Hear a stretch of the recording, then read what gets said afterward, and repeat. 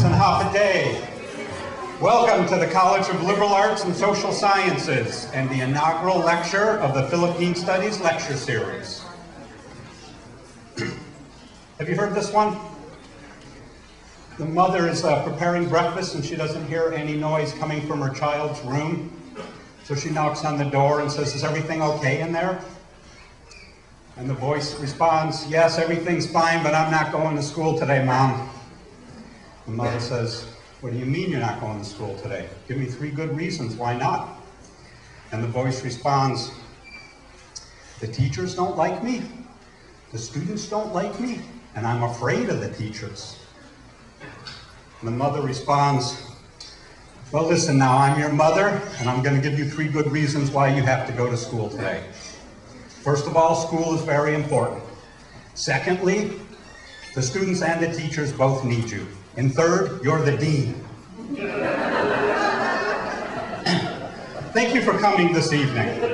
A new day is dawning for the college. 9 years ago, I was participating in a turnaround workshop.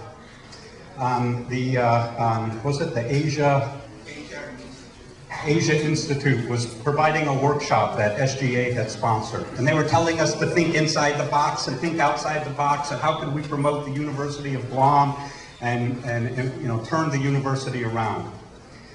And I started thinking inside the box and thinking outside of the box, and I knew that UH, my alma mater, had this program called CHAPS, the School of Hawaiian, Asian, and Pacific Studies, SHAPS. And I started thinking, we could beat that with CHOMS.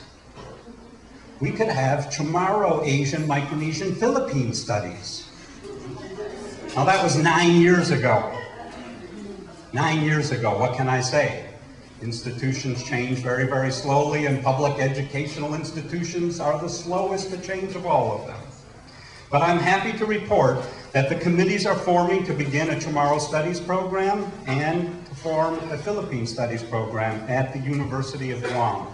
And this really makes me happy.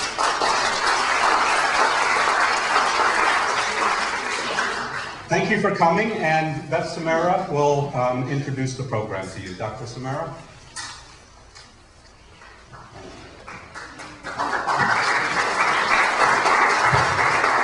Thank you, Dr. Salman. Good evening, ladies and gentlemen. It's a pleasure for me to add my welcome to tonight's lecture, and we want to acknowledge our special guests in the audience. We want to thank our administration for supporting this. We have our president of the university, Dr. Underwood, our senior vice president, Dr. Helen Rippey.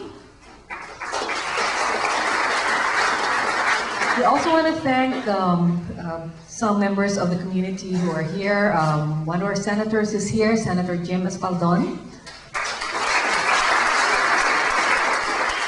And we want to welcome the Consul General of the Republic of the Philippines, the Honorable Lydia Palala. We also want to thank the Nueva Ecija Association, whose donation made this inaugural lecture of the Philippine Studies lecture series possible. And I would like to ask any representatives of the Nueva Ecija Association to please stand. The president is Tony Gradonia. I don't think they're here yet, but we thank them anyway.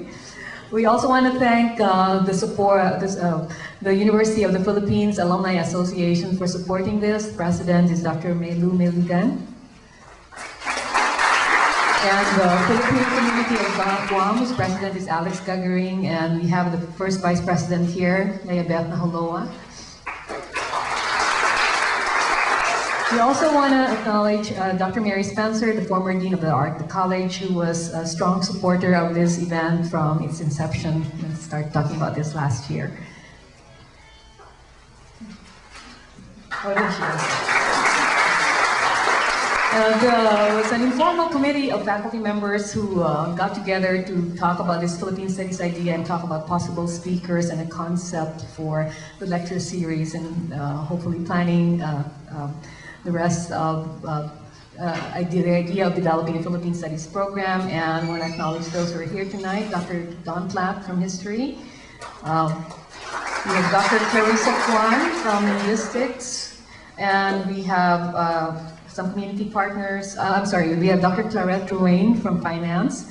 And we have some members of the community. We have Dr. Fred Agtarap from the Pacific Islands University, Dr. Sama Bini Sousa, General Manager at PBS Guam, and Dr. Ray Sumera from Guam Community College. At this point, we would like to invite Consul General Palala to give some opening remarks, and she will tell you she has a very special connection to our speaker tonight.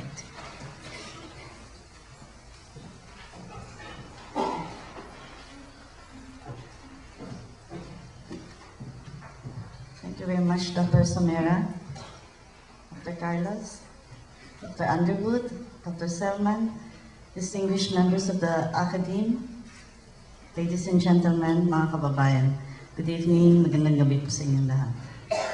I am pleased to join the organizers of this inaugural lecture in welcoming Dr. Clarita Carlos, a respected political scientist in the Philippines and a former teacher of mine in at least 2 of my political science classes during my undergraduate years while taking up foreign service at the University of the Philippines in Diliman way back in the 1970s. I also wish to take this opportunity to congratulate the Filipino faculty group of the University of Guam, particularly Dr. Linabeth Sumera, for the efforts of the faculty in organizing this lecture series. At the same time that I wish to express the hope that this will not only be a regular annual event at the university, but even better, that the permanent Philippine Studies program, as mentioned by Dr. Selman, would be established at the University of Guam eventually, and hopefully quite soon. The fact that 36.7% of the students at this university are Filipino speaks for itself as a microcosmic reflection of the larger society that is Guam. The Philippines and Guam are so closely intertwined, historically, socially, and culturally. After all, both the Philippines and Guam are island populations that were discovered at about the same time, in 1521, and colonized by the same groups of people, one after the other, the Spanish, the Americans, and for a brief moment, the Japanese. If one looks back at the shared history of Guam and the Philippines, one would realize that Guam was a Spanish base for the Manila galleon trade and was once a part of the Archdiocese of Cebu in the late 1600s. When the native Chamorro population was decimated by fighting and disease, such that the original population of 200,000 was reduced to only 5,000 by the year 1741, the Spaniards imported Spanish soldiers and Filipinos to restock the population, marking the end of the pure Chamorro bloodline and the first infusion of Filipino blood into the Guam population. The signing of the Treaty of Paris in 1898 marked the beginning of the American era in Guam. At that time, Guam served as a way station for American ships traveling to and from the Philippines. The Americans brought over to Guam some of the Filipino revolutionary leaders who continued to hold out in the Philippines until they were ready to take their oath of allegiance to the United States of America. The most prominent among whom was Apolinario Mabini, who was also known as the Sublime Paralytic. But prior to that, the Spanish authorities exiled Melchor Aquino, who was also known as